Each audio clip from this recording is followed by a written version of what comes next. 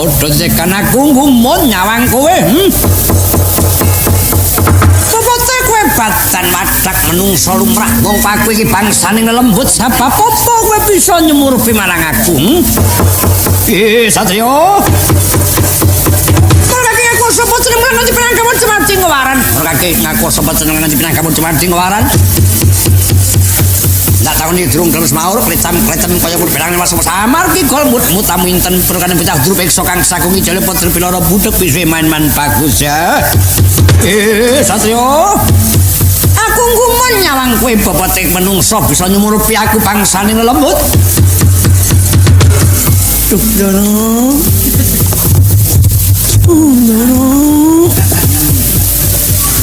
Kowe kok nangis napa Petro? Lha niki wiwit ngomong niku mboten mung njara permadi tok. Yang wis daya pun tau kula omong. Wiwit begawan manungsa. Begawan Sekutrem, begawan Sakri. Begawan Purusara, Parasara.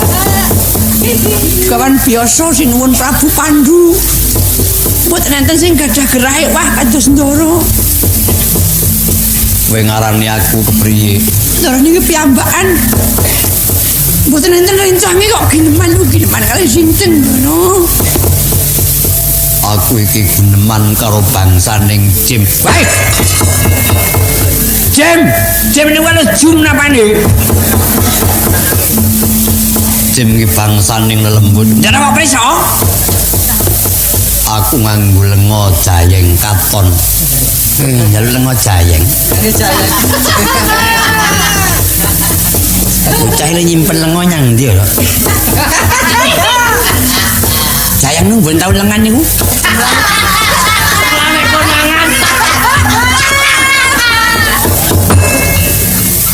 Lenga jayeng katon. Oh, jayeng katon. Ndara kagungan? Aku duwe. Nyuwun setunggal liter Ndara. Iki isine Yamaha. Ora tata wong pusaka ditaker iki piye. Ora usah nganggo lenga jayeng katon tak tetesi keringetku kowe wis bisa nyumurupi bangsaning Jim. Saes Ndara.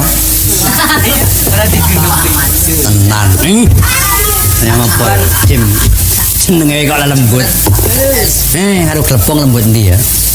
Pending ruo nggih. Wis. Pending ruo nangel netesi ndangao. Nggih. Tanganku dadak ngranggeh kurang dingklo. Nggih.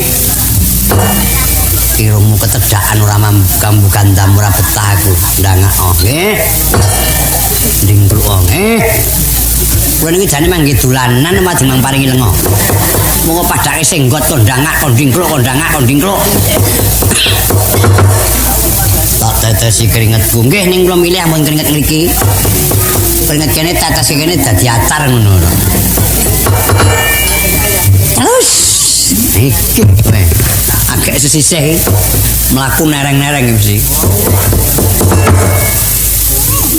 Wes saiki lah. Ayo apa? Meneng ya nduk ya ngono ya. Tak goleke. Lembut. Cikang anak kowe ra. Kaya ngapa ya lembut. Tulung. Weh, jenenge lembut kok gruwal-gruwal lho. Ora cocok karo judule. Judule lembut nek prakteke kasar lho to, Pak. Dadi wong lembut iki ora karuan lembut tenan. Mung jenenge. Nggon kuwi eneng jenenge legem wonge kuru. Ora cocok. Wong jenenge ora cocok lho karo wujute kala-kala. Ngopo? Kaya wedhus. Ora ngira yen kowe jan Kang.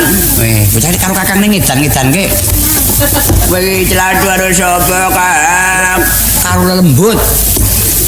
Kowe kok iso ketok nganggo lenga. Lenga apa? Lenga jayeng. Jayeng sapa? Jayeng rono. Njuk Kang. Weh, barang dituku kok jadi jaluk nekat bae lho. Kowe ling gampang ya doan iki. Angger jenenge ning barang turah le dongoli. Aku ki ya tuku lho iki, ora yasa dhewe ning tuku. Ngono. Dadi genti kowe ya tuku nyang aku. Pira Kang? Dijit 100 ora? Duwe iki Kang. Kene. Oh, bocah iki le mripat semono ambane apa kacaan lho. Mripat sak tampah lengane nggo stumpen jare lho. Kene 100. Ya Kang, aja kangkeng tak dupak kowe. Ora wis menenge. Aja jeneng karo kowe nang jare sira entuk kok. Nek jenengane wong duwe iki le jurus. Celanane pira, jarike pira. Meneng. Iki lunga Jayang Katon, meneng ya. Iya. Aku kok berkonang-konang wis meneng wae. Nyet kudu berkonang-konang kok. Sing kiwa. Wis. Sawangen tak enteni kene ora ado-ado. Kalembut kaya ngono kuwi. Lah nyoto. Sak gluguting kulang kaling sarema pinarasastra ora ngira jebul. Lembut iki kaya ngene iki. Piye wujute? Ireng blek iki Kang wujute Kang. Lah iya ning mripatku dilekke kok angel. Iki awan mlebu to Kang. Awan beteng iki. Iki mau jayang apa ora? Mula wong aja delap-delap. Delap ya kaya kowe kuwi, tirunen aku sarwanteng. Ora kengguh nyang apa-apa. Lho, mahambek. Lho. Kowe ngerti tembung mahambek? Lah iya ning iki piye iki? Ora iso mlek mripatku ki apa iki? Yo tak raupi, tak templeki aspal kuwi mau. Oh, bocah iki mula aja sok delap lah, di 100 wae entuk aspal lho. Pandhawa tata Kadiwisaya Indriyaksa Sara Maruta Pawana Pana Margana Samyana Warayang Pantapayu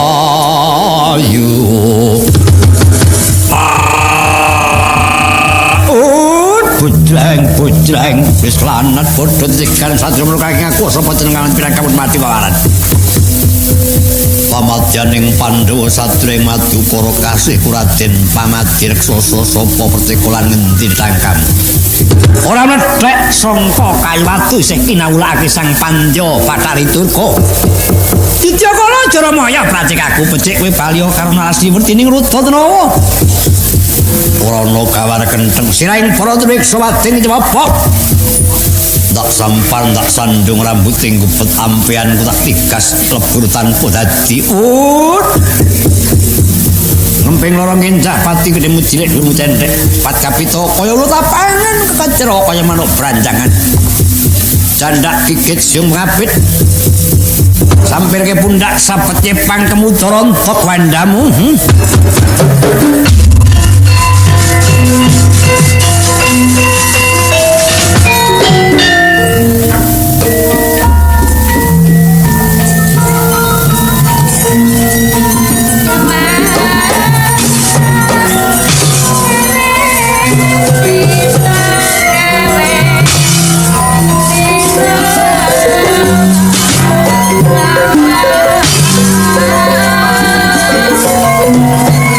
Hey!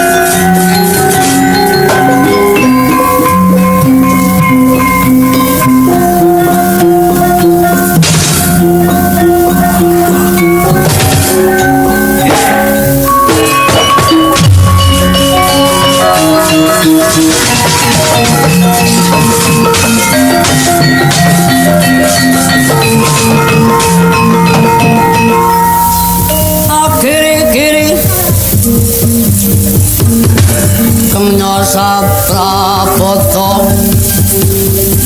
abang kalakar mangwengso amin tolawan anggro singonabdo Krosro singonabdo kadyayon anugruha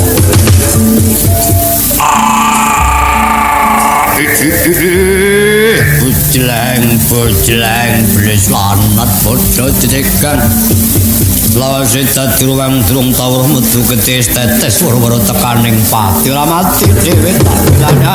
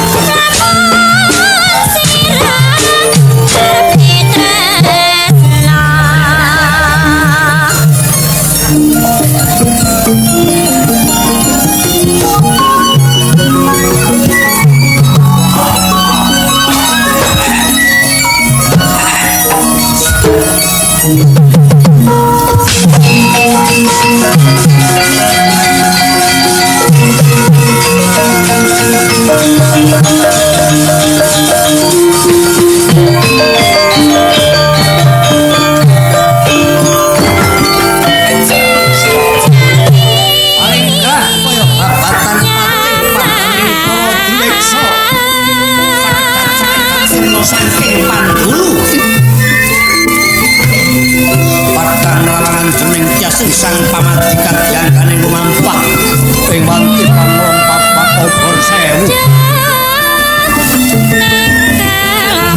sawetawis tinggal saking penggalih nang tang anggung kengetan dateng ingkang raka sang Werkudara denyanggung ketangetan lan pandhiten Sukalimorsi Druna kula pantok untuk ingkang sang pamadi lampahi ning sepotan Jependel daya rumaksa lamun dereng patonton kang sidanen hikmah karing amal saksara ngawe sanggar bakono kapan jarweng janmo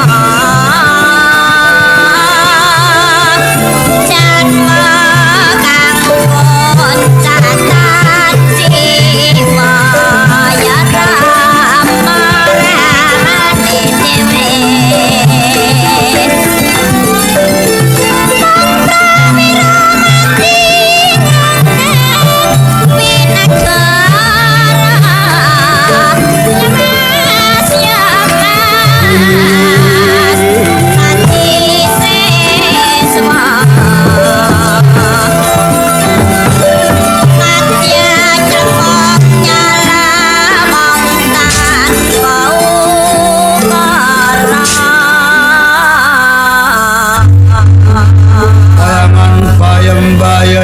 Agung rembuyung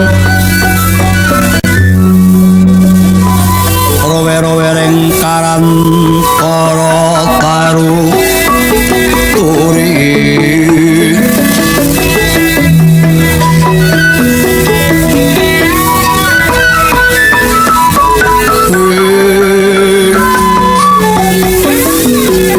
arandanku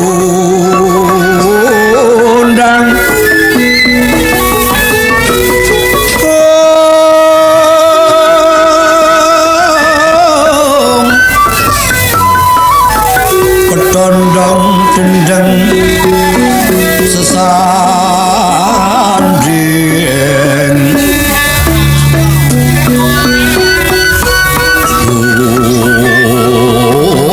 dungan budi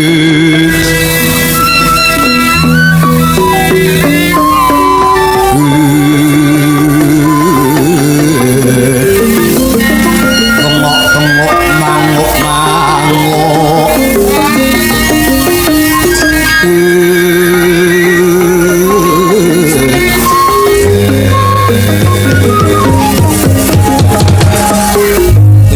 tindak nyori sang pamadyaning Pandhawa kadyanganing taksaka den pitahi petite sapecak mangusa kedhap kendel tumulih wingking amuntos lampahing prodasih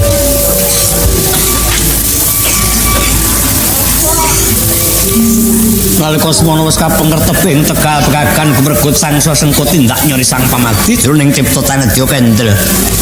Denya lumaksana samangsa dening patonton kang sedya nenggih nakaring amarta. Sinegeng marga nyendawak lumaksana lan gentos kang cinarita ingkang ana negara Ngamarta. Swasana jawining praja kayeng guyeng kang samya pirembagan tanpa beda kaya critane wong sak bawana.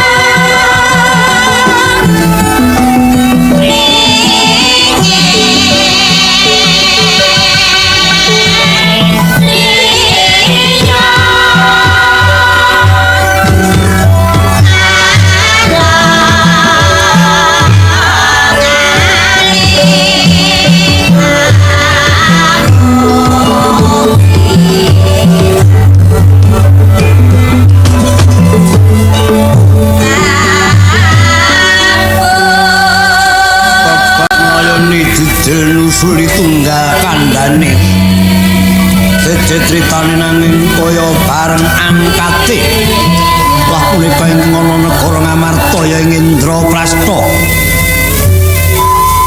Atana kawarsa Tintakapura sinten ta ingkang rengganing kono tuh punika pambayuning Pandhawa pinenang jumeneng mata ajujuluk Prabu Puntadewa ya Prabu Darma Kusuma Raja Darmawangsa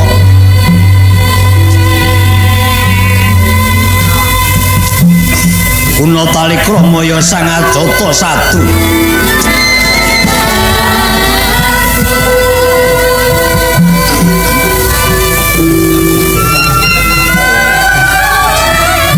Nuturi sajuka lengganing pendapi wangunan sinten ta ingkang andhadari lenggah kaparing kanan tuh punika ingkang ibu Sesile Dewi Kunti Talibrata ya Dewi Prita dening kang apik lenggahipun Sang Nata kadang sumendhe Drasa Maruju ingkang kasih Raden Pinten Sumawon Raden Tangsen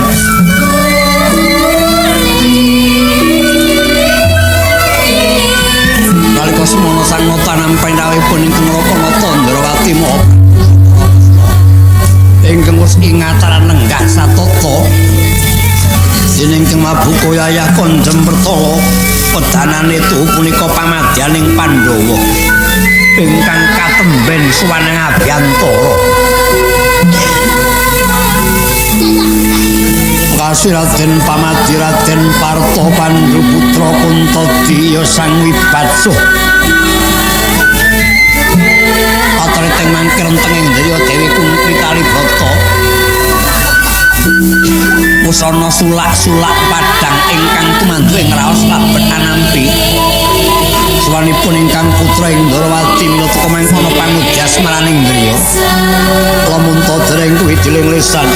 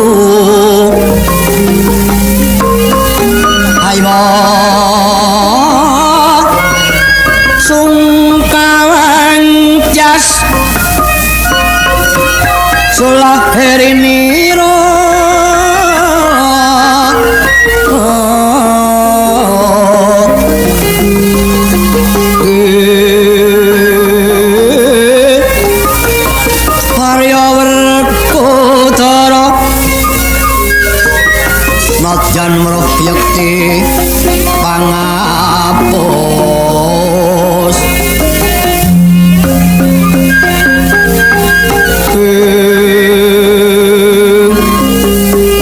tingkah Kurawa Citra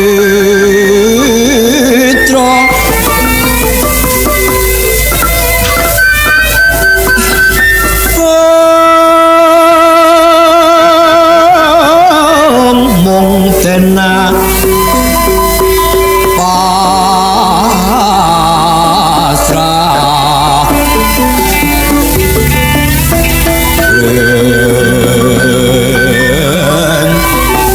Bathara Lukum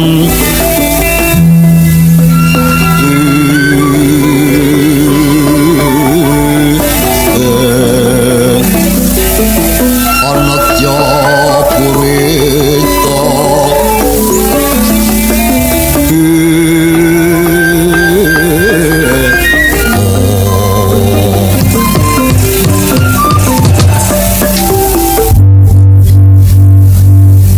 Kalonun sasampunipun Raka Paduka ing Ndrawati sawetawis sapejagong lan Yayi Prabu Puntadewa Drasan angabiyantara ngersanipun Kanjeng Bibi Kunti estunipun tingak salebeting raos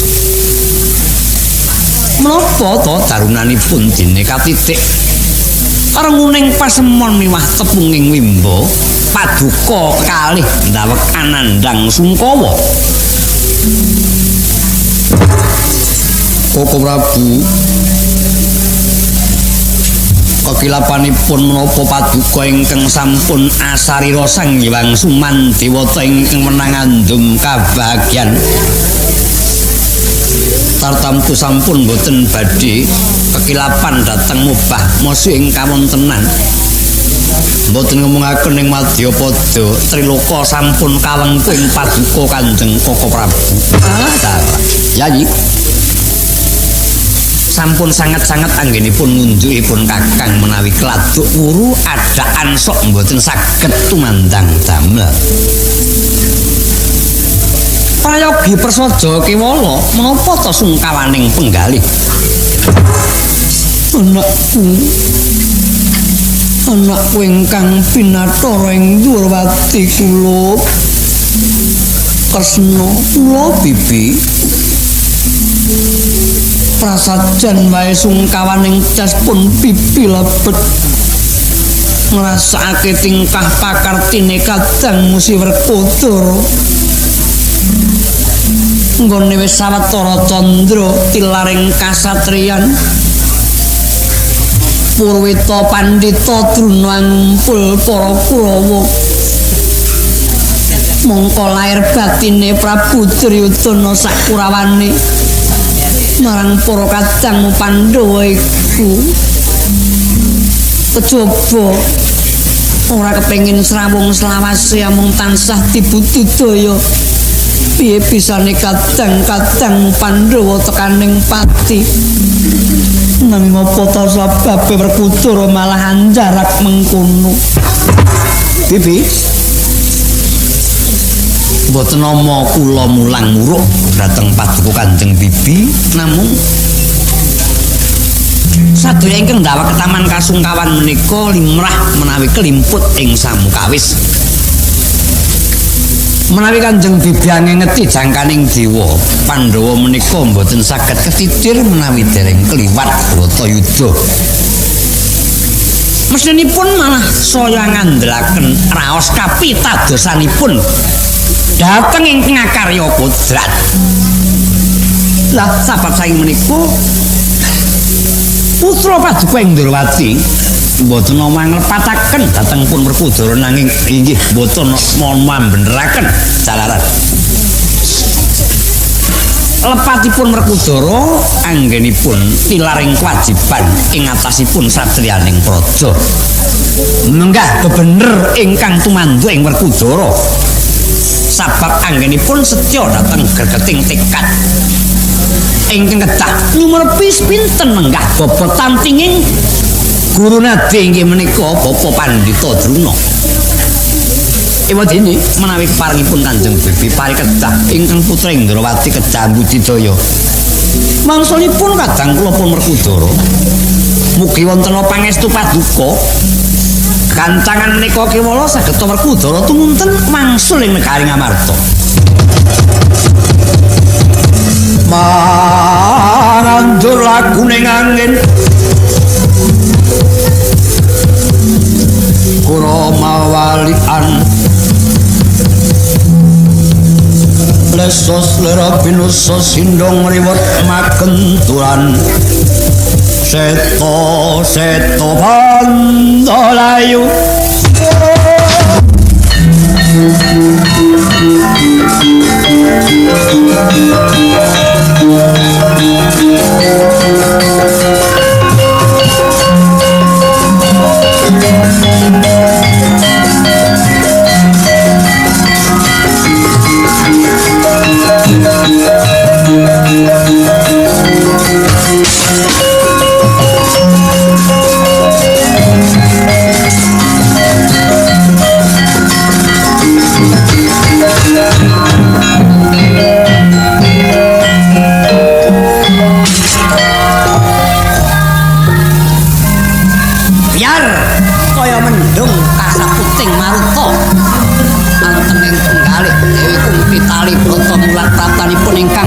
Sangarya Werkudara.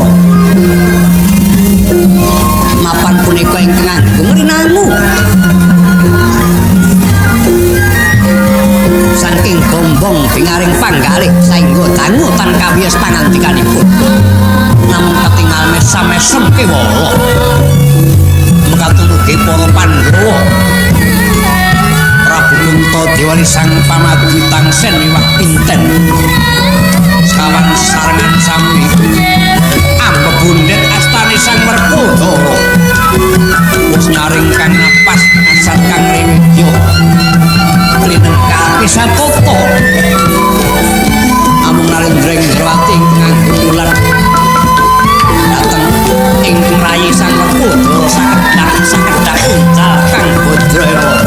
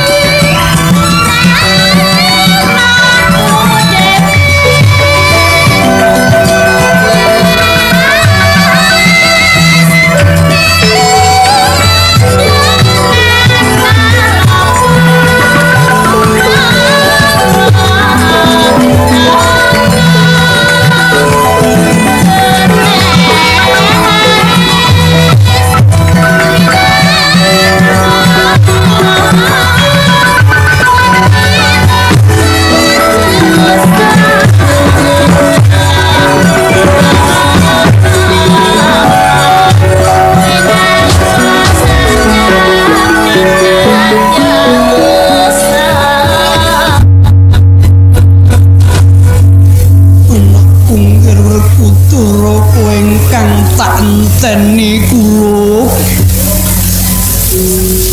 lagi padha meneng nggone rasan teman sira kang prapta Raharja tekamu Werkudara. Iya Kanjeng Ibu Raharja tekaku Werkudara nganti kaya ngenteni tumimbuling watu item silemping pawa gabus. Nggonipun kakang ngenteni tekane Siadi meh bae Pandhawa kang papat sumusul. Wekasan sira prapta paran sira padha Raharja Werkudara. Iya. Mar kakangku ora ana swiji apa. Werkudara. Dedeng kakangku apa? Syukur Yayi. Yen Siadi tumuli bali marang negara Ngamarta maneh. Ya persajan wae nggone Siadi raketanan Pandhita Drona iku Bibi Kunti banget. Melang-melang jroning penggalih. Upama katono nyawang Siadi kuwi candrane kaya ninggal Japang bayi ana tepining Balumbang. Jerembok menawa Siadi wis ora kewan munggo watak pambekaning Kurawa.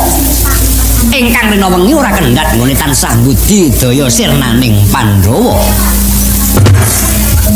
Aja padha kleru tampa. Nggonku bali marang negara Ngamarta sak temene ana perlu ingkang bakal tak aturake marang Kanjeng Ibu. Apa tinimbar kakangku. Permati pinten tangsen luwih-luwih dideng kakangku ana keparenga midhangetake aturku. Bakal matur apa kula? Nggonku meguru Pandhita Druna ramung mandheg semene nanging bakal tak bacutake. Tekan ngendi mengko mungguh wusananing lelakon. Nggonku kapiluyu angudi sarta ngangkah sampurnaning dumadi. Dening Bapa Druna bakal nampa wejangan nanging luwih dhisik. Aku kudu bisa mujudake ingkang ngaran Tirta Pawitra Mahaning Suci. Ingkang sawit wis kelakon tak latak ana tengahing alas Tigrasara. Jroning Guwa Sigrangga ereng-erenging Gunung Tandramuka. Nanging kabeh mau tinemune suwung. Bareng aku bali maneh marang negara Ngastina antuk dawuh kang sanyata.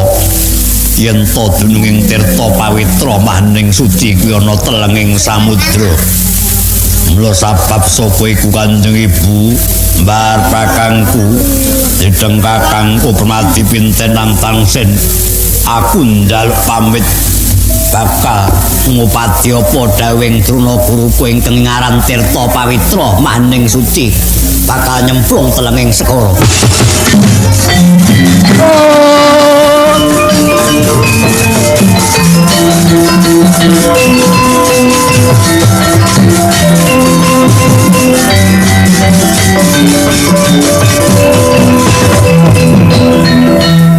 Wangkara kengken lir menguswa kang layon kenyoy langing kang mamanisik watanan nira layung waku jamrat nyomaratane marang sariranipun anak unggar Kudara kawrana kang mangkono sayekti sira manjing loroban Druna kang dadi pengawakaning Duryudana sakurawane wis marek nampa kekucah wis mendem kamukten najan dheweke duwe gelar dadi paguron nang namung dadi kongkonaning Prabu Duryudana. Telenging samudra sayekti dudu papaning manungsa sira iku dijromprongake dipinreh matimu Werkudara mandeka semene lingopun ibu lan para kadang-kadangmu prastyaning Pandhawa ngibarate antiga sak petarangan remak siji kabeh ambelani mulya siji kabeh ngrasakake yen mengkono sira teges selak lan singlar sangka prastyaning Pandhawa diku dadiku katangipun Kakang Werkudara aja tok patutake nggon menedya nyemplung samudra kawrana ya ing kono telenging pati Kakang Mas Kaparna miturut dawuhipun para sepuh Kendra semanten anggen patuko badhe anuhoni timbalaning guru nyemplung samudra Jamang sambak pecah cantut kumereko manjing samudra tulyodreng wirakanyo legawa banyu sumabut pentis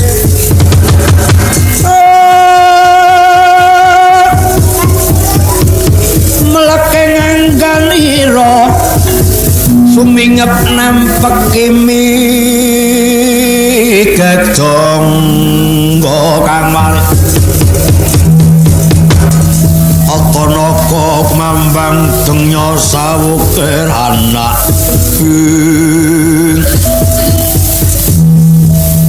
Dewi Kunti anggung denya ngasta paningsetipun ingkang putra Sang Werkudara. Prabu Puntadewa mbebondet astane kang kanan ali Sang Pemadi, mbebondet astane kang kiri kekalih Sang Kembar anggungan jejeka suku. Parandene eling-eling Sang Werkudara satya kang pengawak waja setya marang kesagwane. Nadyan ana ungup anrang bebaya rawe-rawe lantas malang-malang putung. Amungan honi tekad sawiji kini pataken para kadang. Yo anggep blas Sang Werkudara.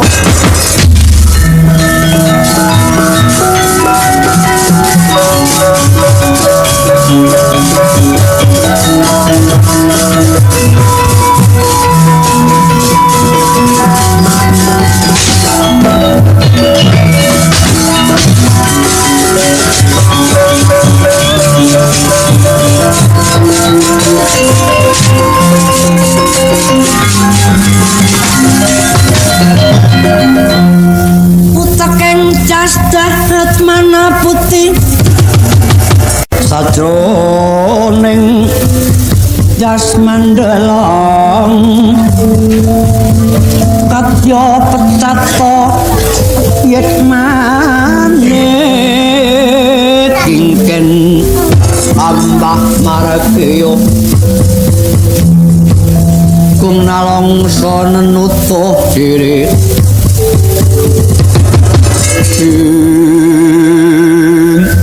Kresna perkara iki tak pasrahke kulub mung sapa ranggonmu gawe rekadaya pamurunge Werkudara nggone nedya nyemplung segara. Perkawis menika kaparenga Kanjeng Bibi Lereming Penggalih kalebet Yayi Prabu Puntadewa mboten wonten ginanipun bilih tansah kuwas esmu kuwatos. Yayi Prabu Puntadewa kedapi dados jangkaning Dewa Pandhawa mboten saged titir menawi dereng kliwat Bratayuda. Inggih ngestakaken dawuh. Permadi. Iya, Kak. Wonten pangandika ingkang dawuh. Sing dadi murite Pandhita Druna kuwi apa mung Werkudara dhewe? Apa uga Si Adi? Kula ugi dados siswaning Pandhita Druna. Kowe trima duwe guru kaya ngono? Parengipun kados pundi? Sing tau meguru ora mung kowe lho, pun Kakang kuwi ya kulina meguru. Jaman pun Kakang Senarayana tau Purwita Begawan Padmanaba. Kejaba kawruh ngelmune uga pusakane diparingake kanthi kasunyatan. Ing atase Durna mung ujar pegorowan ingkang tanpa nganggo dasar kawruh lan ilmu kang diucapake. Apa jeneng nyromprongake Werkudara? Kowe kok sudi duwe guru kaya ngono?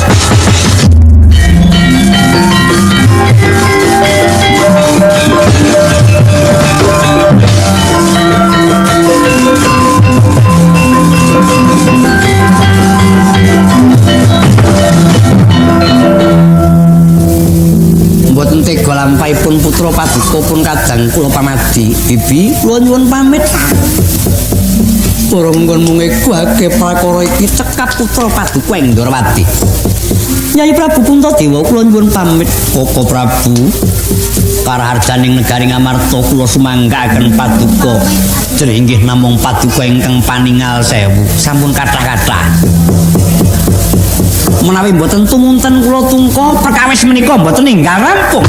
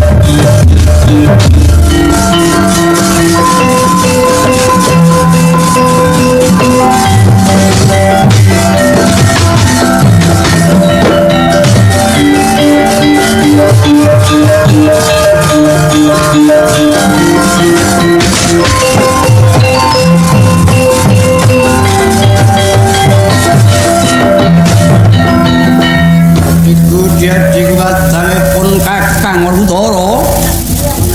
Werkudara. Panoman kakangku. Wigatine apa dene kawis tinggal lamun sumengka nggone lumaku si Adi. Gunane apa kowe dadi pendhita ndadak takon? Oleh mutapa pirang-pirang taun ana Gunung Kendali Sada kuwi gunane apa? Yen marang karentek tindae manungsa kuwi isih ndadak kekilapan aja dadi pendhita. Dadi kethek lumrah wae. Lho, mengko dhisik. Aja nracak ucapmu. Nadyan pun Kakang wis ngerti ning pun Kakang kuwi dudu dewa mung titah lumrah. Yen to dhisik ana keparinging dewa jersisiku gedhe kang bakal tak tampa. Bandhawe Druna guruku kudu golek tirta pawitra manding suci. Nggone ana ngendi? Ana telenging samudra. Oh, Werkudara, Werkudara. Kowe kuwi adikku tunggal Bayu padha-padha siswaning Bathara Bayu. Bayu iku kabeh cacahe ana 7. Begawan Maenaka, Yaksendra, Jajah Werka wujude Buddha.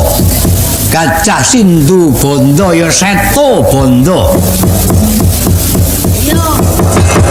Banjur naga Kwara Garuda Mahambira pun Kakang Siadi kuwi panutuping Bayu. Yen nganti cilik gedrawasan gedhe tekaning pati padha karo Siadi kuwi mepeti kabeh Bayu kang isih. Kowe biyen ditadekake prajurit apa mung ditadekake wong nista? Bola-bali kowe mamerake nggon Muswita Prabu Rama. Nalika kowe umur 12 taun jarene wis tau ngrampungi gawe ana negara Ngalengka Diraja. Sabab saka gedhening tekadmu krana ngapa? Kowe duwe sedulur kang tekade gedhe nuhoni janji kok alang-alangi. Lho la ya ning oh iya aku luput. Luput tumraping kowe ning ya bener tumrape wong iman. Nadyan piye wae tak tetepi aku kudu nyemplung segara dina iki. Yen kowe ora semingkir kelaku tak tracak.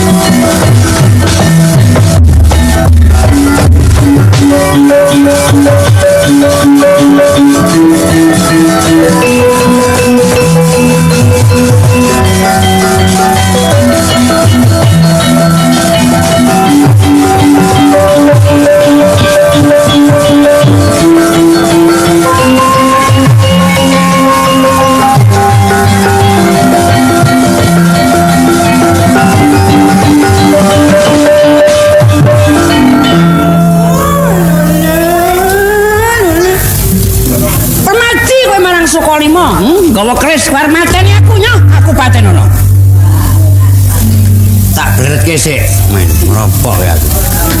Saman guru ngedeg-degi ati, lho apa? Men, aja tak bletke tak selamatane tegesan kowe. Kong. Kowe aja sambung iki wis esuk ya, Kong. Malah beneran terus tuku soto yang Kampung Kali. Bocah iki nekat lho apa? Sampun ngantos klentu penampi penembahan. Kowe ngapa ini gawa keris likan?